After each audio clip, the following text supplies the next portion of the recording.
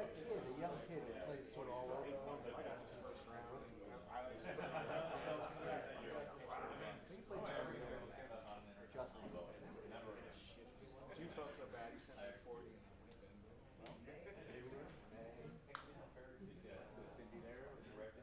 Yeah, she flew in on Thursday night to stay in my Nessie house apartment. I bet Bob picked her up. So that secret thing. No. I figured it out. Loves wearing that red hat so much. No, I haven't asked. It's a secret.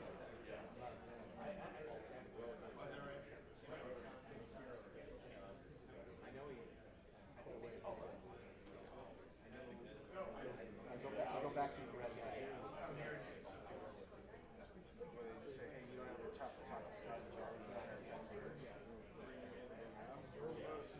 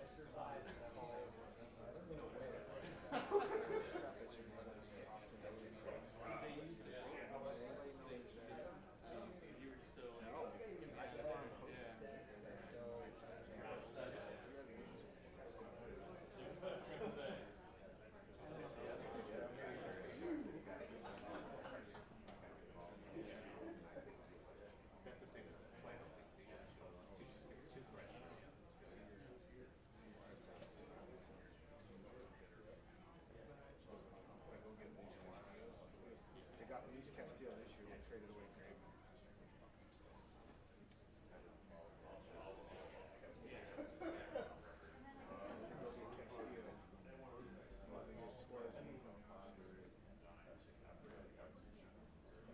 They trade away Pregame. We need to get good game against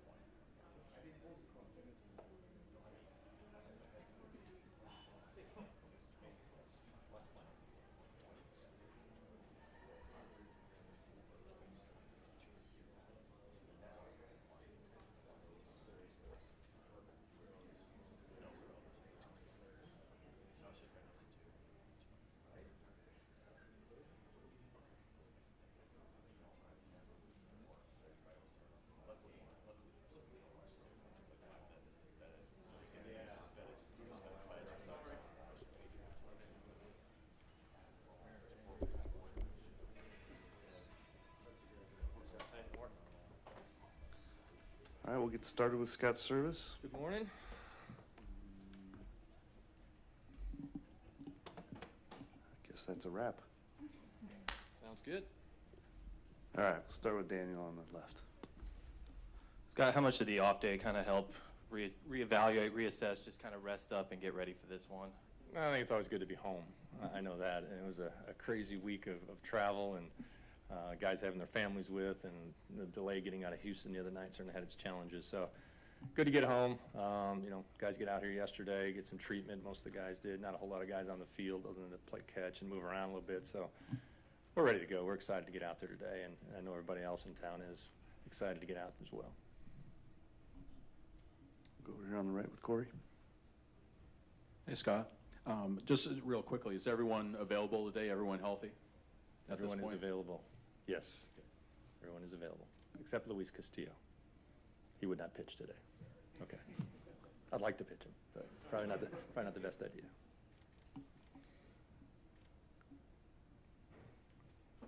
We'll go on the far left.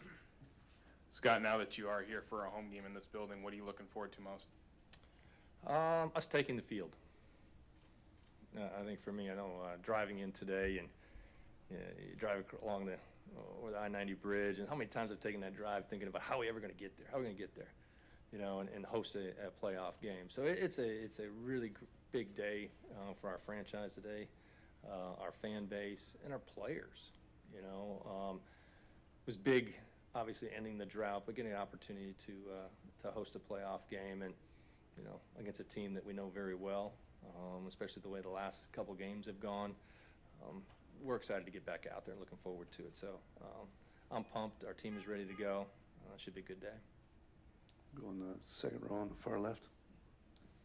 Scott, I'm curious what you kind of saw from Rafael Montero last year and why he maybe struggled, and then what you're seeing from him now as he's kind of doing really well. Command. He's commanding the baseball really good. He's got great stuff. Montero's always had really good stuff. That's why we acquired him. We liked him a lot and put him in high leverage roles his time here. It's just command. He's commanding the baseball right now. That's why he's having success. Go on the fourth row. Scott, you guys haven't seen Lance for a few years. How has he changed and evolved as a pitcher from the last time you guys faced him? Well, he's really good. He's competitive. He's got one of the better breaking balls in the league, and his ability to manipulate the breaking ball, different shapes, different speeds, makes him really tough. It's a tough at bat. The key to today's game, along with all the games we played, is controlling the strike zone. Get him in the zone. Work through some at bats. I've been very impressed with our team since the playoffs have started. We've done a really good job of controlling the zone, not chasing too much in big moments, and it's hard to do. Everybody wants to get the big hit. But I think we've all bought into the value of just, grinding through it, taking your walk if it's there. Eventually you'll get a pitch to hit. We've seen it. And as long as we stay in that mode, we'll be fine. But he's got really good stuff. He's been there before. He's pitched in big games. We got to slow it down a little bit and really hunt our pitch. Don't get too anxious up there. Go Ryan in the middle.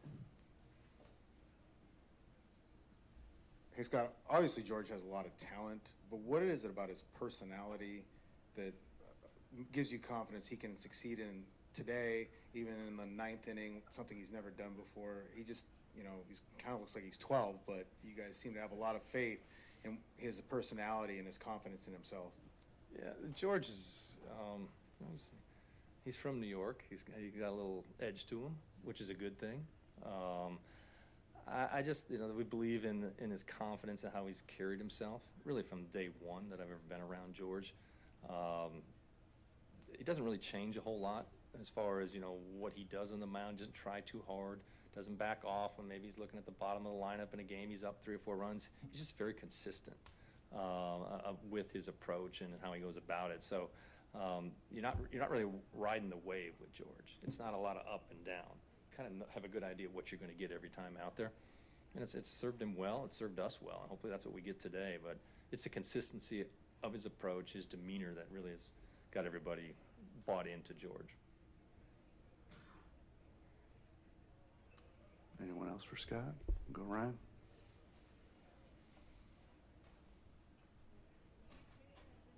Scott, just one more. You mentioned when they run out on the field and there's going to be a sold-out crowd and people are you going to allow yourself 10 seconds to look around or 30 seconds to look around and kind of see what everything's like in that moment because you've been working so hard, or do you have to stay focused the whole time? I'm going to enjoy it. I'm going to look around for a few seconds before Altuve steps in the box. Then it's game on, no question about it. But I think we all should. You know, we're grateful we're in this spot. It's taken a lot of hard work, a lot of hard decisions by a lot of people in this building. You know, starting with ownership, our front office, coaching staff, the players, the work they've put in. You need to enjoy where we're at right now. But as soon as, like I said, Altuve steps in the box, it's game on. It's compete and figure out a way to beat him. That's what it's about. Go in the second row on the left here. Obviously, you've got guys that have been fighting for this day for a long time, and you've got a guy like Boyd that grew up in this town. I mean, what do you think this does mean to them? Have they expressed anything to you about just how much this means to them to get to be on the field for this? No question. This has meant a lot to Matt Boyd to be a part of our team, and him growing up a Mariners fan, a Griffey Jr. fan, everything else that came up when he grew up with. So he's excited about it. Anybody that's been around Matt Boyd at all knows he's always got a smile on his face, about the most positive, upbeat player I've ever been around. And the fact he gets to put a Mariner uniform on, he is on top of the world. So we'll see. Maybe he'll get in there today and help us out in a big moment.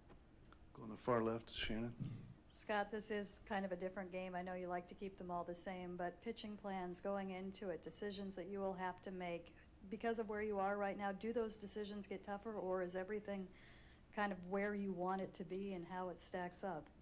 Yeah, I think, you know, as much as we try to plan it out and map it out, you kind of have to see how the game unfolds. You know, it all starts with your starter. The most difficult decision to make every time is when to pull your starter. That's when it all starts, because once the bullpen door opens, it doesn't shut. It's a nonstop after that, and how it goes. So we'll see where George can go, where he ride it. The goal here, obviously, we got to win today's game. Everybody knows that. But it's about winning 3 games to get where we ultimately want to go. So, you know, all the guys are available today. You may see them used in a maybe a little bit different order than what you've seen out of the past, as far as where leverage is at. And you know, those big moments, they could crop up in the 4th or 5th inning with traffic out there. So, you know, trying to get the right guys in at the right time. But I don't want to get too far ahead of myself. I think you have to let the game play out, see how far the starter can go, and then where you're at and what parts of the lineup and where it goes from there. All right. Thanks for coming in, Scott. Thanks.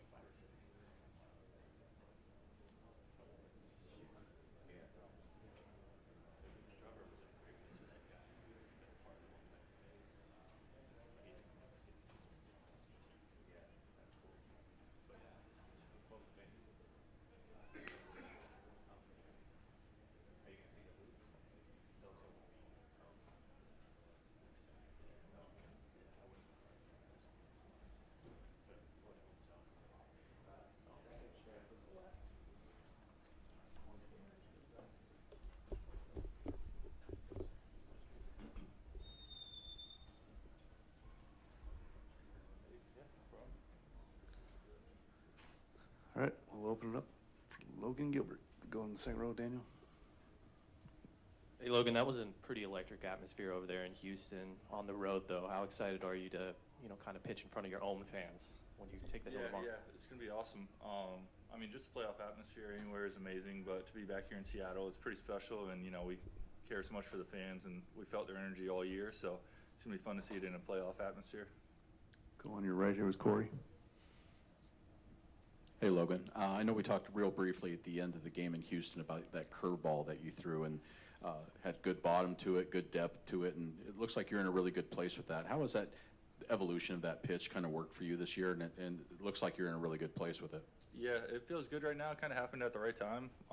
There's been times throughout the year where we kind of strayed away from it because it wasn't feeling as good, but I think I kind of got back to what makes it successful and what has that shape that you're talking about. So it's just nice to have that and have another option as a starter, trying to go a few times through the order just to give them different looks. We'll go to Daniel again. Logan, what's the mentality for you today? I mean, the team's facing an elimination game, and you obviously have the faith in your guys to come through, but just kind of sitting there and waiting and not knowing what tomorrow might hold. Yeah, it's tough. Usually you're pitching the next day, and I mean, I think I will be pitching tomorrow, but right now all we can focus on is today. Got to win this one. We know that. Got to win 3 in a row, but it starts with one. It starts with today, and I have all the confidence in the world in the guys today. And George out there, I mean, he's proven it all year what he can do with the ball. It's like an artist on the mound, just full confidence in him and what he's going to do, and hopefully get us to tomorrow. Going to the far left. Logan, what'd you learn about a first playoff start? Man, it was fun. It was awesome. I think there's a lot that I took away from it, but you just kind of brings a little new awareness to yourself. So breathing, I mean, simple things like what makes you successful, not trying to do too much. I think that's a big trap in the playoffs, and I only have one start, so I'm not speaking like an expert here, but you feel like you have to be perfect. You feel like you have to do more than what you're capable of, but exactly what we've done all year is what got us here. So just trying to keep it simple and do what we've done all year. Go to Tyler on the right. Logan, you came up through the system at a time when the Mariners were trying to get to this point, right? The drought and everything. What did you see on your way up and once you got here that gave you faith that a day like this would happen and would happen soon? Yeah, I mean, I think you see it all the way up through the system, but just so everybody buys in, I think it's a culture thing, and I think it's something that we've built here over the last few years that we've paid really close attention to and what makes the good team so successful. And I think that's a good thing, not only for this year, but the future. I think we're just going to keep rolling and building from here because we have that culture in place and the core and the guys in the clubhouse that are going to carry us through to the next step every year. I think that's the biggest part. How would you describe the culture? Sorry? How would you describe the culture? I mean, I think it's just guys that care about each other. I think that's the main part. Like, it's tough because it's authentic, it's genuine, and you can't force it, but we've really put a lot of time and attention to it with meetings in the off season and spring training and just all that stuff. And you can tell when you step into the clubhouse. It's hard to describe, but you see it when you're in there. Go to Ryan in the middle.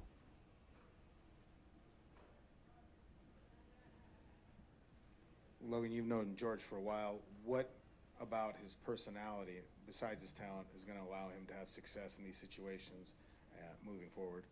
Yeah, that's a good question. I think that's just who he is. That's his makeup. He's, 25 or whatever he is, young, but just I feel like he's beyond his years and what he can do on the mound and his makeup, like you're talking about. He's just tough. He finds a way to get it done. He's as consistent as they come. I think we've seen that throughout the entire year. So I have no doubt what he's going to do today, what he can do in the playoffs. He's a really good guy to have on your side. Go on the second row on the far left here. Continuing on George too, Scott mentioned he's from New York, so he has a little bit of an edge to him. I mean, obviously you guys see that on the mound. Do you see that in the clubhouse or off the field? Does he have a little bit of an edge even off the field? Yeah, I'd say so. He's definitely competitive, and he does bring that intensity that you're talking about, that Skip was talking about. He's a laid-back guy, for sure, but I think especially now he's getting more comfortable in there, and it's fun to see and hang out with him. that he does have that edge, and he'll give it to you a little bit and play around and stuff like that. But when it's time to take the ball, he gets serious, and you can see it on the mound, just his posture, his confidence, the way he carries himself. Go in the back in the middle, Larry.